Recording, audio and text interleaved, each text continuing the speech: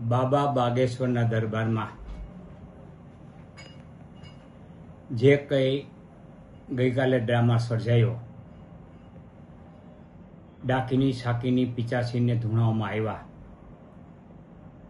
જેનો વર્તારો મેં અગાઉથી પણ આપી દીધો હતો કે આવું થવાનું છે. બાબા ઢોંગ ધતિંગ કરવા માટે પંકાયેલા છે. જેવી રીતે જાદુગર છે એ પોતાના માણસો, જેને માવઠાઓ કહે છે, એ માવઠાઓ દ્વારા જાદુગીરી કરે છે, તેવી જ જાદુગીરી આ ઢોંગી બાબા બાગેશ્વર કરી રહ્યા છે. હકીકતમાં હનુમાન ચરિત્રો પર કથા કરવા આવ્યા હતા. હનુમાન ચરિત્ર ઉપર પૂરી 1 કલાક પણ બોલ્યા નથી, અડધી કલાક પણ બોલ્યા નથી. જે લોકો હનુમાન ચરિત્રની કથા માટે આવ્યા હતા તે પણ નિરાશ થયા. એટલે હનુમાન ચરિત્ર બોલવા ઉપર એની ક્ષમતા પણ નથી અને એની પાસે નોલેજ પણ નથી.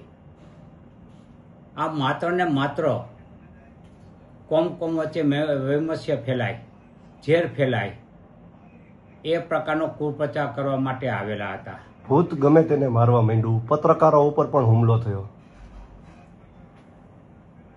ડાકીની શાકીની પિચાસીની કે અન્ય પ્રેતાત્માએ બાબાએ આહવાન કર્યું કે અહીંયા આવો. એટલે એના જ જે માણસો હતા, મોટા ભાગે બિન ગુજરાતી હતા, તેઓ આવ્યા. જે ફોટોગ્રાફર, જે વિડીયોગ્રાફી કરી રહ્યા હતા, પત્રકાર, એને શોધીને એની પર હુમલા કર્યા છે.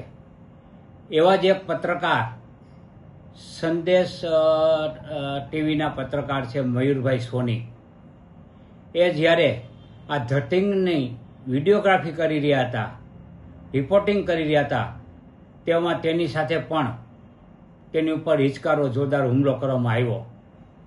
પરંતુ એ જામબાજ પત્રકારોએ ડાકીની શાકીનેના ચોટલા પકડી અને પીટી અને એની શાન ઠેકાણે લાવી દીધી ભૈરા દરબારમાં. જો એ ડાકીની શાકીની પિચાસીની એટલી જ પાવરફુલ હોત તો મયુરભાઈ સોનીને ત્યાં ઢાળ દીધા હોત. પરંતુ આવું કાંઈ છે ને, આ ધતિંગ છે, આમાં પડવું ન જોઈએ. અને સૌથી ગંભીર બાબત એ છે કે આ દરબારમાં બાળકોને ધૂણાવવામાં આવે છે.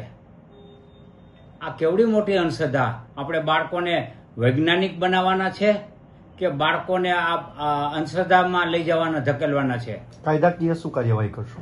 કાયદાકીય ગુજરાતનો જે કાયદો છે, અઘોરી પ્રથા, જાદુગીરી, અંધશ્રદ્ધા ફેલાવવાનો, એ 2024ના કાયદા હેઠળ પોલીસ પગલાં લે અને સુઓ મોટો ફરિયાદ દાખલ કરે અને આયોજકો અને બાબા વિરુદ્ધ કાર્યવાહી કરે.